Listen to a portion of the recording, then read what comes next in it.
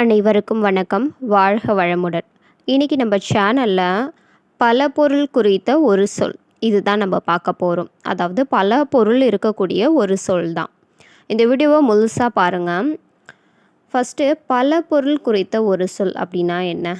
அதாவது ஒரு சொல் ஒன்றுக்கு மேற்பட்ட பொருள் தருவதாக இருக்கும். ஒரே ஒரு சொல் தான் இருக்கும். ஆனால் அந்த ஒரு சொல்லுக்கே என்ன நிறைய பொருட்கள் இருக்கும் இல்லையா? ஸோ அந்த மாதிரி சொற்களை தான் பல பொருள் குறித்த ஒரு சொல் அப்படின்னு சொல்லுவோம். டிஎன்பிஎஸ்சியில் மாதிரி எக்ஸாம்பிள்ஸ் கொடுத்துருப்பாங்க. என்னென்னா கமலம், கஞ்சம், முளரி, பங்கயம். ஸோ இந்த சொற்கள் எல்லாமே எதை குறிக்கும்னா தாமரையை குறிக்கும். அப்போ இந்த பல பொருளும் எதை குறிக்கிறது? ஒரு சொல் தாமரையை குறிக்கிறது. அப்போ தாமரையுடைய பல பொருள் பார்த்துக்கோங்க. கமலம் அப்படிங்கிற ஒரு பொருள் இருக்குது, கஞ்சம்ங்கிற ஒரு பொருள், முளரி, பங்கயம், இது எல்லாமே தாமரையை குறிக்கும். ஸோ இந்த மாதிரி நிறைய சொற்கள் இருக்குது. அதை தான் இந்த வீடியோவில் ஃபுல்லாக நம்ம பார்க்கலாம். ஃபஸ்ட்டு பாருங்கள், அகம். அகம் அப்படிங்கிறதுக்கு என்ன மாதிரியான பொருட்கள்னால் வீடு அப்படிங்கிற ஒரு பொருள் இருக்குது. மனம், அகம்னா என்ன? உள்ளம்னு சொல்வோம் இல்லையா? அகத்தின் அழகு முகத்தில் தெரியும். அகம்னா உள்ளம், மனம், அப்புறம் உட்பகுதி, இடம், இதெல்லாம் குறிக்கக்கூடியது. அப்போ மனம், உட்பகுதி, உள்ளம், இடம், வீடு, இது எல்லாமே எதை குறிக்கும்? அகம் அப்படிங்கிறத குறிக்கும். அடுத்தது பாருங்கள், அகல். அகல் அப்படின்னாலே தெரியும், அகல் விளக்கு ஞாபகத்துக்கு வரும். அப்போ அகல்ங்கிறதுக்கு விளக்கு, ஏற்றும், தானம், நீங்கு இப்படிங்கிறது, அதாவது அகற்றி விடுன்னு சொல்லுவோமா, அதுதான் அகல் அப்படின்னா நீங்கு அப்படிங்கிற ஒரு பொருள் வரும், விளக்குங்கிற ஒரு பொருள், ஏற்றும்னு ஒரு பொருள், தானம் அப்படிங்கிற பொருள் வரும். ஸோ அப்போ ஷார்ட்கட் ஞாபகம் வச்சுக்கோங்க, அகல் விளக்கை ஏற்றுறோம். ஓகே, ஸோ அதில் இருக்க ஒரு சிலதை நம்ம நீக்கிடுறோம், தானமாகவும் அதை அகலில் கொடுக்கலாம் அப்படிங்கிற மாதிரி ஞாபகம் வச்சுக்கோங்க. அப்போ தான் நீங்கு, விளக்கு, ஏற்றும், தானம் இதெல்லாம் ஞாபகத்துக்கு வரும். அடுத்து அடி. அடி அப்படின்னா கீழ்ப்பகுதி அப்படிங்கிற ஒரு பொருள் வரும். ஏன்னா அடிப்பாகம் அப்படின்னு சொல்லுவோம் இல்லையா? கீழ்ப்பகுதி. இன்னொன்று பாதத்தை குறிக்கும். பாதத்தை திருவடிகள்னு சொல்கிறோம் இல்லையா? அடி அப்படின்னா பாதம்ங்கிற பொருள்.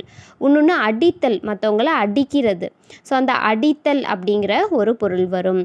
அப்போ கீழ்ப்பகுதி, பாதம், அடித்தல், இது எல்லாமே அடிங்கிற ஒரு சொல்லை குறிக்குது. அடுத்து அடிமை. அடிமை அப்படின்னா தாதர் அப்படிங்கிற ஒரு பொருள் வரும். இன்னொன்று தொழும்பர், அதாவது அடிமைகளாக இருக்கிறது, ஒருத்தருக்கு கீழ் பணிஞ்சு. ஸோ அதை தான் சொல்கிறது. அதை தாதர் அப்படின்னும் சொல்லுவாங்க, தொழும்பர் அப்படின்னாலும் அடிமைங்கிற பொருள் வரும். அடுத்து அணி. அணி அப்படின்னா அணிகலன். ஸோ நம்ம அணியக்கூடிய ஆபரண அணிகலன்கள் இருக்கு இல்லையா? அதுதான் அணிகலன்கிற ஒரு பொருள். இன்னொன்று அழகு அப்படிங்கிற பொருள். இன்னொன்று உடுத்து.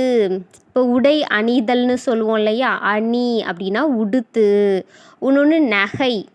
இன்னொன்று வரிசை அப்படின்னு சொல்லுவோம். ஸோ அணிவகுத்து நில்லுங்கள்னு சொல்லுவோம் இல்லையா? வரிசையில் நிற்கிறதுக்கு. ஸோ அப்போ வரிசைங்கிற பொருள் வரும். அப்போ அணிகலன், அழகு, உடுத்து, நகை, வரிசை, இது எல்லாமே அணிங்கிற பொருளை குறிக்கும். அடுத்து அணை. அணைனா என்ன? தடுக்கிறது. அணை கட்டுறோம் இல்லையா? ஸோ அந்த நீரை தடுத்து அந்த இடத்துல அணை, அப்போ தடுத்தல் அப்படிங்கிற ஒரு பொருள். படுக்கை, தலையணை அப்படின்னு சொல்லுவோம் இல்லையா? அப்போ அணைங்கிறது படுக்கைங்கிற ஒரு பொருள் வரும். தடுத்தல், தழுவு, ஸோ இந்த பொருளெல்லாம் அணை அப்படிங்கிறத குறிக்கும். இப்போ அணைனா படுக்கை, தடுத்தல், தழுவு. அடுத்து அரவம். அரவம்னா தெரியும், பாம்பு. ஸோ பாம்பை தான் அரவம்னு சொல்லுவோம். இப்போ அரவம் என்பதற்கு ஒலி அப்படிங்கிற சவுண்டு, அதாவது சவுண்டு இருக்கு இல்லையா? ஒலி. ஸோ அந்த ஒலிங்கிற பொருளும் வரும், பாம்புங்கிற பொருளும் வரும். இப்போ அரவம் அப்படின்னா ஒலி, பாம்பு. அடுத்து அரி. ஓகே, அரினா திருமாலை குறிக்கும். ஸோ ஹரிஹரன்னு சொல்லுவோம் இல்லையா? ஹரிஹரன்கிற பேருக்கு என்னென்னா ஹரினா திருமால், ஹரன்னா சிவன். ஸோ ரெண்டுமே அதுதான் அந்த பேரில். அப்போ அரி அப்படிங்கிறது திருமால் அப்படிங்கிற பொருள் வரும். இன்னொன்று அறிதல் அப்படிங்கிற ஒரு பொருள். இன்னொன்று சிங்கம் அப்படின்னு சொல்லுவாங்க. ஸோ அப்போ திருமால், அறிதல், சிங்கம். இப்போ காய்கறி அரி அப்படின்னு சொல்லுவோம் இல்லையா, அந்த இதுக்கு தான் அறிதல், அந்த மீனிங்கில் வரும். இப்போ திருமால், அறிதல், சிங்கம், இது எல்லாமே எதை குறிக்கும்? அரி. அடுத்து அலை. அலைனா கடல் அலை, இன்னொன்று திரி அப்படின்னு சொல்லுவாங்க. பாருங்க, கடல் அலைகளை அலை அப்படின்னு சொல்லுவோம், இது தெரியும் பார்த்தோன்னே. இன்னொன்று என்ன பொருள்னா திரி, திரிங்கிற பொருளையும் குறிக்கும். அப்போ அலைனா 2 பொருள் வருது, ஒன்று கடல் அலை, இன்னொன்று திரி. அடுத்து அறிவு. அறிவுனா என்ன? மதின்னு சொல்லுவோம். இன்னொன்று சித்தம். ஓகே, சித்தம்னாலும் அறிவு தான், மதினாலும் அறிவு, இன்னொன்று புலம். ஓகேங்களா? ஸோ இந்த 3 பொருள். அப்போ அறிவுங்கிறதுக்கு புலம், மதி, சித்தம். சித்தம் போகிற போக்கு சிவன் போன போக்குன்னு சொல்லுவோம் இல்லையா? அப்போ என்ன வரும்? புலம், மதி, சித்தம், இதெல்லாமே அறிவை குறிக்கும். அடுத்து அறை. அறை அப்படின்னா வீட்டுடைய ஒரு பகுதி. வீட்டுடைய இப்போ ரூமை அறைன்னு சொல்லுவோம் இல்லையா, அதான் வீட்டின் ஒரு பகுதியை அறைன்னு சொல்லுவோம். அதே மாதிரி திரை அப்படின்னும் சொல்லுவோம். இன்னொன்று சொல். அறைங்கிறது சொல்லுங்கிற ஒரு பொருள் வரும். இன்னொன்று அடி. அதாவது அடிக்கிறதுனா அறைதல் அப்படின்னு சொல்லுவாங்க, கன்னத்தில் அரைஞ்சிட்டாங்கிறது. ஸோ அந்த அடியை குறிக்கும் இந்த இடத்துல. அப்போ சொல்ங்கிற பொருள் வருது அறைனா, அடிங்கிற பொருள், திரைங்கிற பொருள், வீட்டின் பகுதி, இதெல்லாமே அறை குறிக்கும். அடுத்த அன்னம். அன்னம்னா தெரியும், அன்னப்பறவை நம்ம எல்லாத்துக்குமே தெரியும். இன்னொன்று அன்னம்னா சோறு, உணவு, இது எல்லாமே குறிக்கும். அப்போ பாருங்கள், அன்னப்பறவை அதான் அன்னம்னு சொல்லுவோம். உணவு, சோறு, இதெல்லாம் அன்னம்னு சொல்லுவோம். அடுத்தது ஆடி. ஆடி அப்படின்னா கண்ணாடி. அதாவது இந்த குழிலென்ஸ் இருக்கு இல்லைங்களா, ஸோ அந்த ஆடிகள், அதான் ஆடினா கண்ணாடி அப்படிங்கிற ஒரு பொருள் வரும். இன்னொன்று தமிழ் மாதம். ஆடி மாதம் இருக்கு இல்லையா, அப்போ தமிழ் மாதத்தை குறிக்கும். இன்னொன்று கூத்தாடி. ஸோ கூத்தாடிகள் ஆடுறது, அந்த நடனம் இருக்கு இல்லையா, அந்த இதில். ஸோ அதை தான் கூத்தாடிகளை ஆடின்னு சொல்லுவாங்க. அப்போ கண்ணாடி, தமிழ் மாதம், கூத்தாடி, இதெல்லாத்துக்கும் என்ன? ஆடிங்கிற பொருள். அடுத்து ஆடு. ஆடுங்கிறது என்னென்ன பொருள்லாம் இருக்குன்னு பாருங்கள். ஆடுனா என்ன? ஒரு வகை விலங்கு. இன்னொன்று என்ன? ஆடுதல் அப்படிங்கிற பொருளை குறிக்கும். அடுத்து ஆரம். ஆரம்னா என்ன? மாலை. அதாவது ஆரம் சொல்லுவோம் இல்லையா, நம்ம கழுத்தில் அணிகிறது ஆரம். இப்போ அதை ஞாபகம் வச்சுக்கோங்க. ஆரம் அப்படின்னா மாலைங்கிற ஒரு பொருள் வரும். இன்னொன்று சந்தனம். இன்னொன்று என்ன பொருள்னா சந்தனம். அப்போ ஆரம்ங்கிறதுக்கு என்ன பொருள்? மாலை, சந்தனம். அடுத்து ஆலம். ஆலம்னா ஆலமரம். ஸோ ஆலம்னா ஆலமரம்ங்கிறத குறிக்குது.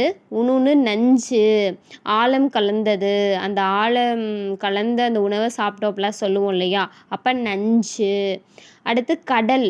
இன்னொன்று ஆலம்ங்கிறதுக்கு கடல்ங்கிற பொருளும் கலப்பைங்கிற பொருளும் இருக்குது. ஸோ அப்போ 4 பொருள் வருது பாருங்கள். ஆலம்னா ஆலமரம் ஒன்று, நஞ்சு விஷம், ஓகேங்களா. அடுத்து கடல்ங்கிற பொருள், கலப்பைங்கிற பொருளும் வருது. அடுத்து ஆவி. ஆவி அப்படின்னா உயிர், உயிரை குறிக்கும். இன்னொன்று நீராவி. ஸோ நீராவி வாகுது இல்லையா, நீரில் நம்ம கொதிக்க வச்சோன்னா அதான் நீராவி. இன்னொன்று உயிரெழுத்தையும் ஆவின்னு சொல்லுவாங்க. அப்போ ஆவினா உயிர், உயிரெழுத்து, நீராவி அப்படிங்கிற பொருள் வரும். அடுத்து ஆறு. ஆறுனா என்ன? நதி. ஸோ நதிகளை ஆறுன்னு சொல்லுவோம். காவேரி ஆறு இந்த மாதிரி இருக்கு இல்லையா, ஸோ அதை ஆறுன்னு சொல்லுவோம். இன்னொன்று நம்பர், எண்ணு. நம்பரில் 6 இருக்கு இல்லையா, அது எண்ணு. அடுத்து வழிங்கிற ஒரு பொருள் இருக்குது. ஆறுனா வழிங்கிற ஒரு பொருள் இருக்குது. இன்னொன்று பாருங்கள், தனி. அதாவது ஆற்றுதல், ஆறவைன்னு சொல்லுவோம் இல்லையா, அதை தனிங்கிற ஒரு பொருள் இருக்கும். அப்போ ஆறு அப்படின்னா வழி, எண், நதி, தனி. அடுத்து ஆற்றல். ஆற்றல்னா என்ன? வல்லமைங்கிற பொருள் வரும். இன்னொன்று திறமைங்கிற பொருள் வரும். அடுத்து இசை. இசைனா என்ன? சங்கீதம், நம்மளுக்கு தெரிஞ்சது சங்கீதம். இன்னொன்று பண் அப்படிங்கிறதுனாலும் இசை. இன்னொன்று சம்மதிக்கிறது. ஓகே, சம்மதிக்கிறதுக்கும் இசை அப்படின்னு சொல்லுவாங்க. இன்னொன்று புகழ் அப்படிங்கிற ஒரு பொருளும் இருக்குது. இன்னொன்று இணங்கு. அதாவது சம்மதிச்சு அவங்களுக்கு ஒத்து போகிறது, அதான் இணங்கு அப்படிங்கிற பொருள். இப்போ பாருங்க, புகழ், சம்மதித்தல், இணங்கு, சங்கீதம், பண் இதெல்லாமே இசையை குறிக்கும். அடுத்து இடி. இடினா என்ன? வானத்தில் இடிக்கிறத இந்த வானிடின்னு சொல்லுவோம். இன்னொன்று முழக்கம், அந்த சவுண்டு வரும் இல்லையா இடி அடிக்கும் போது அந்த முழக்கம். இன்னொன்று தாக்கு. இந்த 3 பொருள்களும் வரும். அப்போ தாக்கு, வானிடி, முழக்கம் இதெல்லாமே இடி. அடுத்து பாருங்க, இதழ். இதழ்னா என்ன? பூவிதழ்களை இதழ்னு சொல்லுவோம். இன்னொன்று உதடு. உதடையும் இதழ் அப்படின்னு சொல்லுவோம். இப்போ பூவிதழ், உதடு அப்படிங்கிறதுக்கு தான் இதழ்ங்கிற பொருள். அடுத்து இறை. சின்ன ரை போட்ட இறை அப்படின்னா ஒலி, இறைத்தல்னு சொல்லுவோம்ல, ரொம்ப சவுண்டாக இருக்கிறது, இறைச்சலாக இருக்குன்னு சொல்லுவோம் இல்லையா, அதான் இறை அப்படின்னா என்ன? ஒலி செய் அப்படிங்கிறது வருது. அது ஒலி செய்கிறதுனா சவுண்டு இது பண்ணுறது. அடுத்து உணவு. உணவுங்கிற பொருளும் இதில் வரும். அதாவது பறவைகள் இறை தேடி போணுச்சுன்னு சொல்லுவோம் இல்லையா, அந்த உணவும் இதில் வரும். அடுத்து பெரிய ரை போட்டது பாருங்க, இறை அப்படிங்கிறது கடவுள். இறைனா என்ன? கடவுள். அடுத்து நீர் இறைத்தல். ஸோ கடவுள் இறைவன்னு சொல்லுவோம் இல்லையா, அப்போ இறைனா கடவுள். இன்னொன்று நீர் இறைத்தல், அதுக்கும் இந்த ரை தான், நீர் இறைத்தல்ங்கிற பொருள் வரும். அடுத்து ஈ. ஈங்கிறதுக்கு என்ன பொருள்? அதாவது ஒரு எழுத்து ஒரு மொழியிலையுமே இந்த சொல் வரும். ஈ அப்படிங்கிற அந்த ஒரு எழுத்துக்கு என்ன பொருள் எல்லாம் இருக்குன்னு பாருங்க. கொடு, அதாவது ஈதல், ஈகைன்னு சொல்லுவோம் இல்லையா, அப்போ கொடுத்தல், கொடுங்கிற ஒரு பொருள் வருது. இன்னொன்று ஈங்கிற ஒரு பூச்சி பறவை இருக்கு இல்லையா, அதை தான் சொல்கிறாங்க பறவைங்கிறது. இன்னொன்று இரத்தல். இரத்தல்னா என்ன? மற்றவங்கள்ட்ட போய் கேட்கறது, கொடுக்கற சொல்லி, அதான் இரத்தல்ங்கிற பொருள். இன்னொன்று அழிவு. அழிவுங்கிற பொருளும் இருக்குது. அப்போ ஈனா என்ன? கொடுக்கிறது, பறவை, இரத்தல், அழிவு அப்படிங்கிற பொருள். அடுத்து உடு. உடுனா என்ன? உடுத்துறது. ஸோ உடுத்துறது, உடை உடுத்துறதுன்னு சொல்லுவோம் இல்லையா, அதான் உடு அப்படின்னா உடுத்து அப்படிங்கிற பொருள். இன்னொன்று விண்மீன்கிற பொருள் வரும். உடு அப்படின்னா என்ன? விண்மீன்கள். ஓடக்கோள் அப்படிங்கிற பொருளும் வரும். அப்போ உடு அப்படின்னா என்ன? நட்சத்திரம், விண்மீன்கிற பொருள். உடுத்து, ஓடக்கோள் இதெல்லாமே உடு அப்படிங்கிறதுக்கான பொருள். அடுத்து உடுக்கை. உடுக்கை அப்படின்னா ஆடைங்கிற பொருள் வரும். உடுக்கை இழந்தவன் கை போலே, அந்த திருக்குறள் இருக்கு இல்லையா, ஸோ தான் ஆடை இழந்தவன் கை உடனே போகிறது, அதுதான் உடுக்கை அப்படின்னா என்ன? ஆடைங்கிற பொருள். இன்னொன்று இசைக்கருவி. ஸோ உடுக்க ஆட்டுவோம் இல்லையா, ஸோ தான் இசைக்கருவி, 2 பொருள் வரும். அடுத்து உரம். உரம்னா என்ன? எரு, நம்ம செடிகளுக்கு போடக்கூடிய எரு. ஓகே, அதான் உரம்னு சொல்லுவோம். இன்னொன்று ஞானம். இன்னொன்று என்னென்னா ஞானம்ங்கிற பொருள். அடுத்து மதில்ங்கிற பொருள். இன்னொன்று வலிமை அப்படின்னு சொல்லுவாங்க.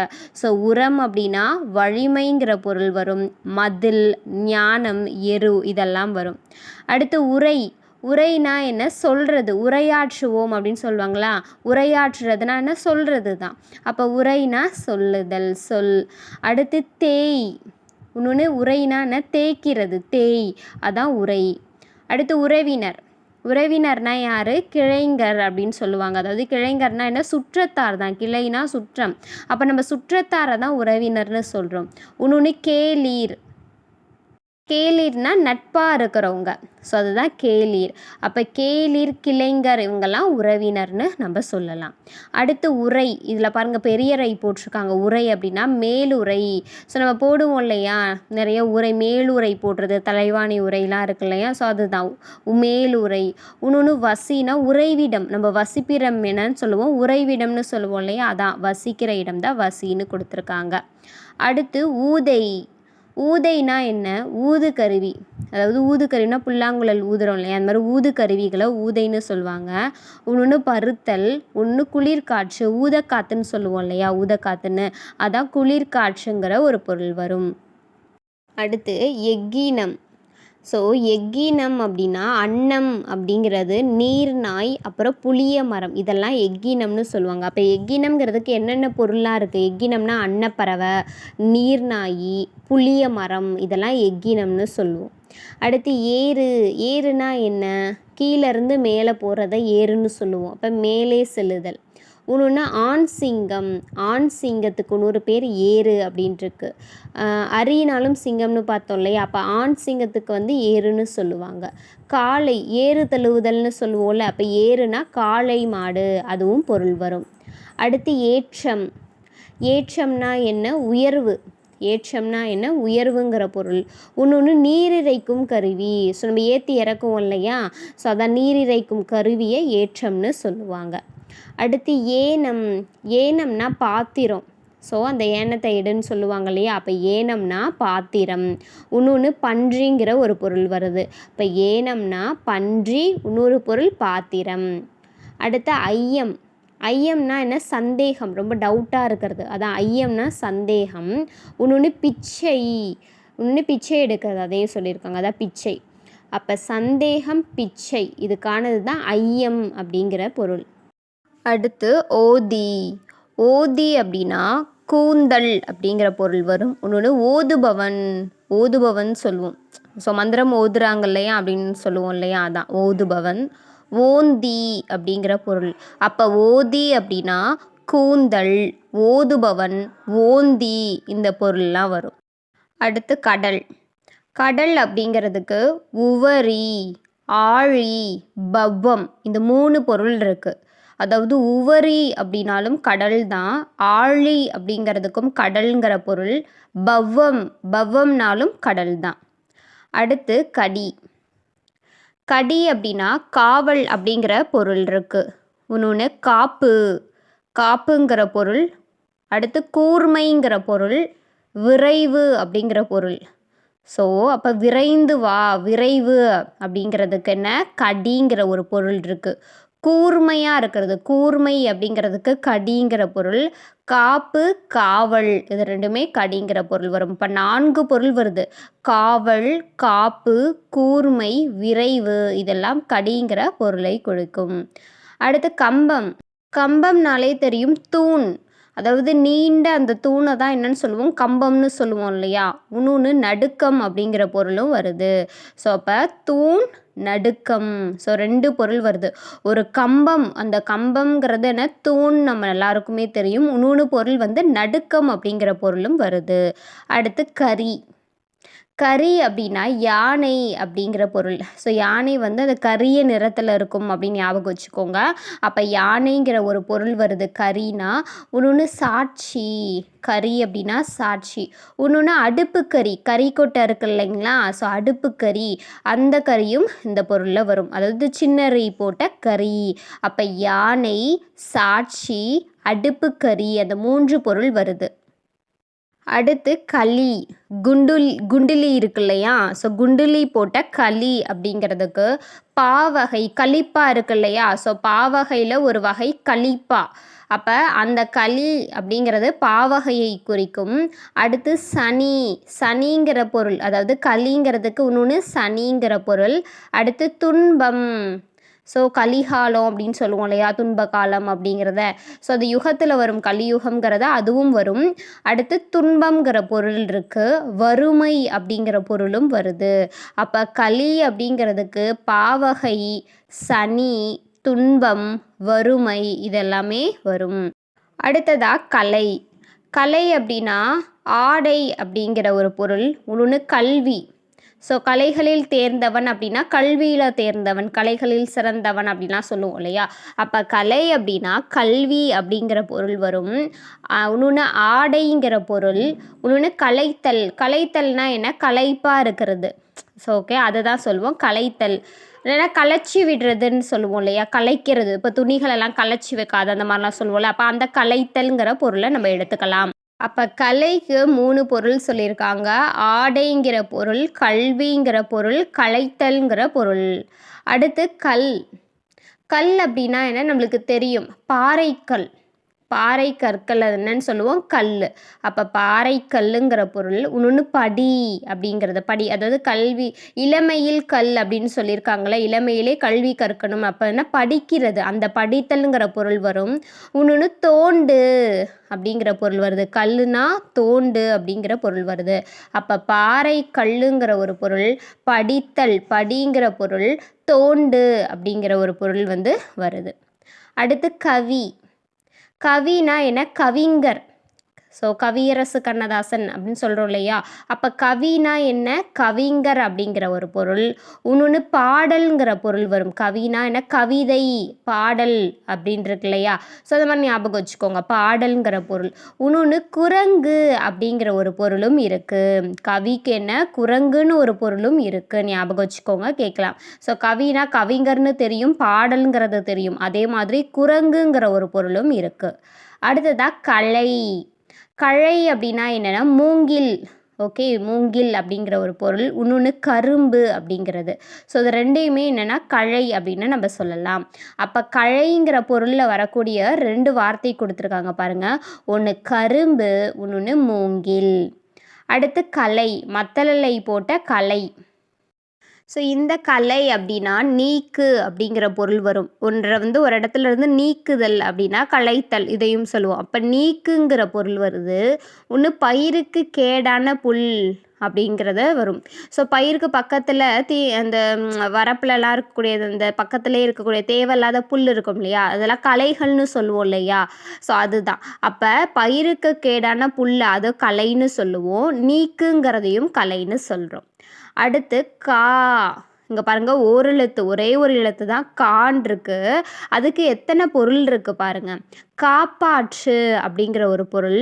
இன்னொன்று சோலை, அதாவது பூஞ்சோலை அப்படின்னு சொல்லலாம், அந்த சோலைங்கிற பொருள். காவடி, இன்னொன்று பூப்பெட்டி அப்படிங்கிற ஒரு பொருள் வருது. அப்போ கா அப்படின்னா என்ன? காப்பாத்துன்னு ஒரு பொருள், காவடி அப்படின்னு ஒரு பொருள், அப்புறம் சோலை, அப்புறம் பூப்பெட்டி, அதாவது பூஞ்சோலை பூப்பெட்டி அப்படின்னு ஞாபகம் வச்சுக்கோங்க. ஸோ இதெல்லாம் கா அப்படிங்கிறதுக்கான பொருள். அடுத்து காயம். காயம்னா என்ன? நம்ம உடலில் ஏதாவது காயம் ஏற்பட்டுச்சுன்னா புண்ணு. அப்போ காயம்னா புண்ணுன்னு ஒரு பொருள் இருக்குது. அதே மாதிரி உடல் அப்படிங்கிற பொருள் இருக்குது. நிலைபேறு ஒரு பொருள். அடுத்து பெருங்காயம். ஸோ காயம்னா என்னென்ன? புண்ணு, உடலில் தான் புண்ணு ஏற்படும். ஸோ அந்த மாதிரி ஞாபகம் வச்சுக்கோங்க. அப்போ உடலில் புண்ணு, பெருங்காயம், நிலைபேறு. ஸோ இந்த மாதிரி ஞாபகம் வச்சுக்கோங்க. அடுத்து கார். கார்னா என்ன? மேகம் அப்படின்னு சொல்லுவோம். கார்னா என்ன? மேகம். இன்னொன்று கருமை. கார் மேகம் அப்படின்னு சொன்னால் என்ன? கருமையான மேகம். ஓகே, அப்போ கார் அப்படின்னா என்ன? கருமைங்கிற பொருள் வருது, மேகம்ங்கிற பொருளும் வருது. ஸோ கார் மேகம், கருமை மேகம் அப்படின்னு ஞாபகம் வச்சுக்கோங்க. அடுத்து கிளை. கிளைனா என்ன? மரத்துலேருந்து வரக்கூடிய மரக்கிளைங்கிற ஒரு பொருள். இன்னொன்று நம்ம உறவு, அதாவது சுற்றத்தினர் உறவு, அதை கிளை அப்படின்னு சொல்லுவோம். அடுத்து குடி. குடினா என்ன? ஒன்று குடிக்கிறது, தண்ணி குடிக்கிற குடித்தல். இன்னொன்று குடும்பம், குடியிருப்பு, அப்போ குடும்பம். அடுத்து குடிப்பழக்கம், அதையும் குறிக்கும். அப்போ குடிங்கிறதுக்கு குடித்தல், குடும்பம், குடிப்பழக்கம் இதெல்லாம் பொருள். ஸோ இந்த வீடியோவில் நம்ம ஓரளவு பல பொருள் குறித்த ஒரு சொற்கள் பார்த்தோம். ஸோ இதில் கண்டினியூஸ் அடுத்த பார்ட் 2 வீடியோவில் நான் உங்களுக்கு சொல்கிறேன். இந்த வீடியோ பிடிச்சிருந்துச்சுன்னா லைக் பண்ணுங்கள், ஷேர் பண்ணுங்கள், கமெண்ட் பண்ணுங்கள். ஞாபகமாக நம்ம சேனலை சப்ஸ்கிரைப் பண்ணிக்கோங்க. தேங்க்ஸ் ஃபார் வாட்சிங். Bye bye.